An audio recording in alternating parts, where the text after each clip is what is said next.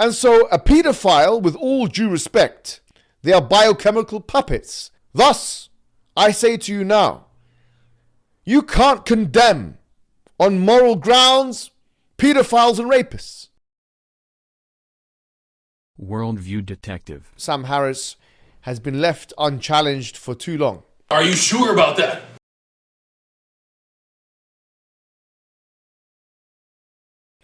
He's been left unchallenged to hold a set of contradictory beliefs and use arguments which are completely at odds with his own worldviews against religion and religious people. Ironic.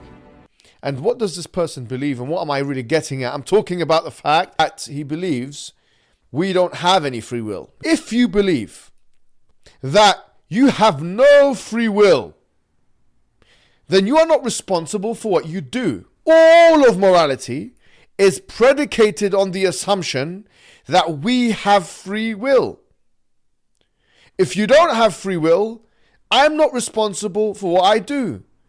On what basis is it the case then that you can point your scrawny finger at religion? On what basis do you point the finger of moral responsibility at me?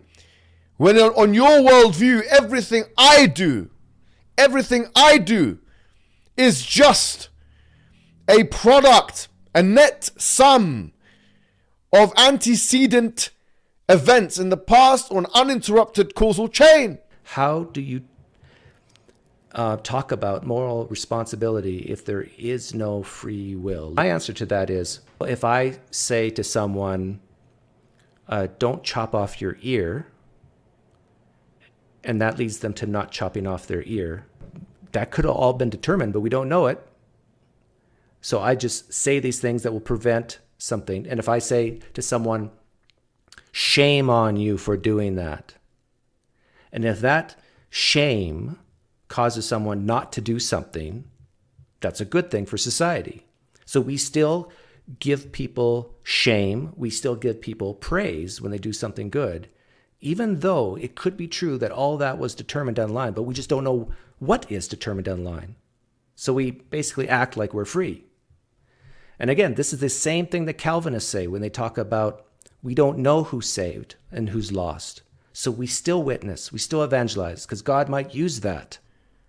And so a pedophile, with all due respect, not only in what they think, not only in what they reflect on, but in what they do, they are biochemical puppets. Thus, I say to you now, you can't condemn on moral grounds pedophiles and rapists. Muhammad had intercourse with her when she was 9, and he was in his 50s. It is recorded in numerous sources that are graded as completely authentic by Islamic scholars. If you doubt these sources, you should also doubt the Quran, because we confirm the authenticity of the Quran based on these sources. Muhammad is supposed to be an example to all humankind, of all times. The living example of the Quran, of how Allah wants everyone to live. Everything he did is supposed to be of divine guidance and flawless. Muhammad could have easily set an example by telling his believers, wait until a girl is mature and then ask her if she wants to marry you. But Muhammad was someone who said her silence is her consent. Now, how relevant is Muhammad's child marriage today? So you think that having sex with a 9-year-old is justified? Yeah. My daughter reached the age of menstruation, 9 years old. I would say you are ready. What's it? You are ready to get married. According to the Islamic Sharia, moment a lady reaches puberty, they can marry. Wow. They lay the foundation on which pedophiles securely walk. If you only took a Quranic understanding, then it would be permissible for you to have sex with minors. Thus, I say to you now, you can't condemn on moral grounds pedophiles and rapists. And what I find really most interesting of all is that on his flimsy little book that he wrote, so-called book, Free Will, the man actually had the audacity to write his name, Sam Harris, at the bottom of it. But it wasn't Sam Harris that wrote that book according to Sam Harris, but indeed it was the antecedent events of the past and the uninterrupted causal chain that did so. These are the contradictions that you must endure. There is an abundance of Quran verses which clearly mention that it is in Allah's hands whether we believe or disbelieve. It first says that if Allah did want everyone to believe in Him, they would believe. But He doesn't want everyone to believe, which is why many don't believe, which is why Muhammad won't be able to convert everyone. It is in Allah's hand. Imagine the messed up cruelty here. Of course, this is not Allah. This sounds very much like Muhammad talking to himself after he unsuccessfully tries to convert stubborn disbelievers. It then even says, it is not for a soul to believe except by the permission of Allah. Now, let's take me as an example. I want to believe in truth. I did want to believe in Allah. If I was convinced that Islam is the truth, then I would admit that. I would believe in Islam and practice Islam.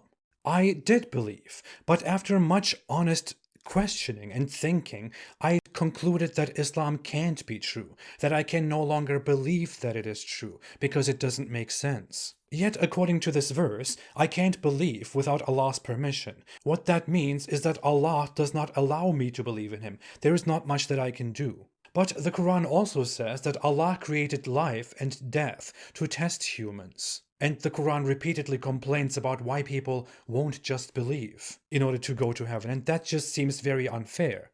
But no one said Allah was fair and just. Oh. These are the contradictions that you must endure. Do they not consider the Quran carefully?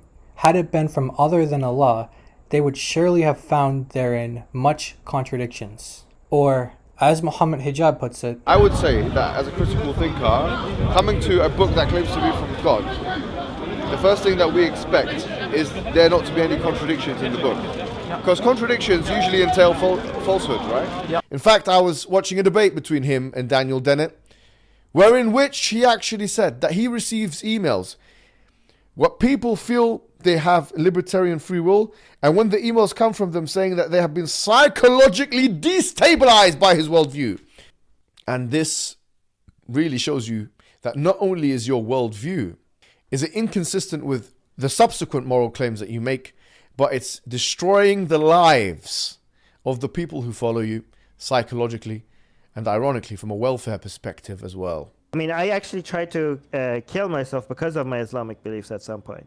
In Islam, there's no sin before you hit the age of maturity, right? So for boys, that age is 15, and for girls, that age is 9, right? So that means that, yeah, I mean, so they told us in school because Islam values women a lot, and they think women are smarter than men. That's what they told us. But then later on, I realized that that's actually because those are the ages of marriage. So that means that anything I do before age of 15 is not counted as a sin. I was very terrified about going to hell, but then I thought, like, okay, suicide is a sin in Islam, right? Mm-hmm. But there's no sin before the age of reason. So suicide cannot be a sin if I do it before age 15. I asked my religious teacher, Islamic teacher in school, if I just kill myself before age 15, given that I haven't committed any sin, wouldn't I just go to heaven?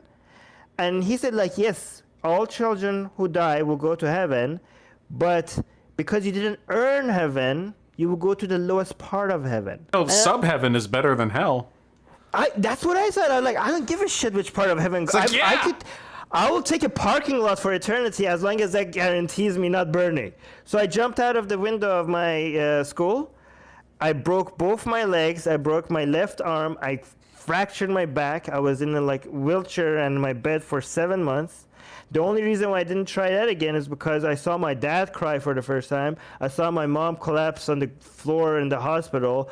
And I felt very, I saw what I did to them, and I felt very guilty about that.